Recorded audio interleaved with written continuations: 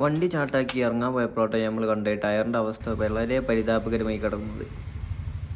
അപ്പോൾ ഈ അവസ്ഥയിൽ ഇനി നമ്മൾ ഇറങ്ങിക്കഴിഞ്ഞാൽ നമ്മളെ കാര്യം കട്ട പോകുകയെന്ന് മനസ്സിലായി ഞാൻ ടയർ മാറ്റാൻ തീരുമാനിച്ചിട്ടോ.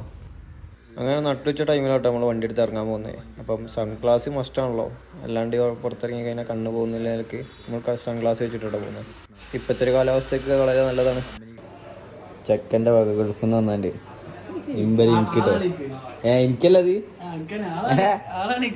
എനിക്കല്ലേ.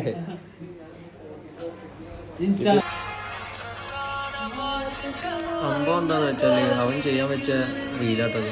അപ്പൊ അതെനിക്ക് അങ്ങനെ ഒറ്റപ്പം പോയപ്പോ പറഞ്ഞു കരിമ്പൻ ജ്യൂസും കടിയും കഴിക്കാൻ കയറിയ.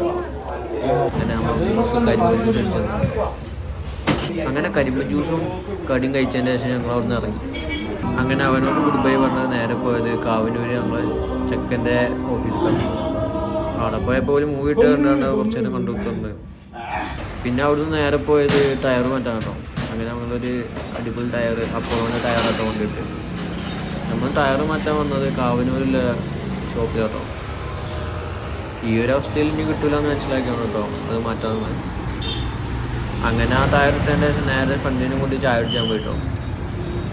അങ്ങനെ 2 ഗ്ലാസ് കോഫിയും പറഞ്ഞ് അതുപോലെ തന്നെ കാടമുട്ടി ഓർഡർ ചെയ്തിട്ട് ഞങ്ങൾ പരിപാടി തുടങ്ങി. അപ്പോൾ ഇന്നത്തെ പരിപാടി ഇത്രയൊക്കെ ഉള്ളൂ.